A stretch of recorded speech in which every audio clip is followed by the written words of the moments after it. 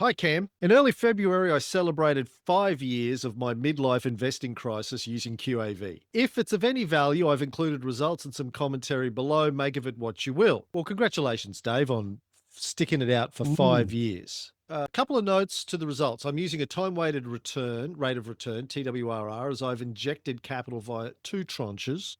The second, larger than the first. I did some reading the other day that suggested a money-weighted rate of return might be more suitable. My initial MWRR calcs returned results slightly better than those below, but I've stuck with TWRR for now. The benchmark I'm using is AXJT on FinanceYahoo.com, which I understand to be the S&P ASX 200 Gross Total Return Index. To paraphrase Jeff on the QAV website, I briefly spent 11% of my initial capital, quote, banging around the sleazy wine bar end of the market at the start of my journey. So I've backed that 11% out and updated to the QAV start date, and my results get better again. If I adjusted for the fully invested date, they'd be even better, I imagine. These results are after broking fees, however, they don't include any tax impacts. Currently, that is also in my favour. One, I have borrowed money in the portfolio, so it's negatively geared at present, which benefits me in my tax return, but I couldn't be bothered to work out how much. Two, because of the Rule 1 debt spiral and probably a bunch of good luck, that I still hold most of the bigger winners. I'm carrying over a capital loss still, so haven't paid any gains tax yet.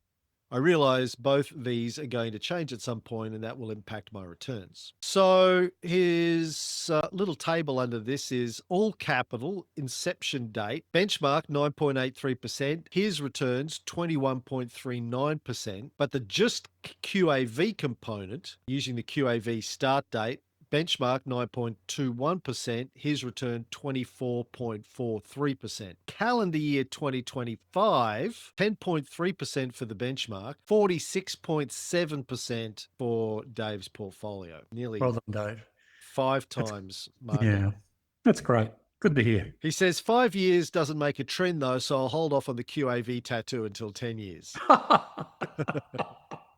Some observations of Uh, QAV and me. Should be a 70s middle of the road yeah. song. He says, I'm definitely the value end of QAV. If I have a choice, I nearly always take a cheap option when it's available, especially relative to cash flow, NTA, and if the company is doing a genuine buyback.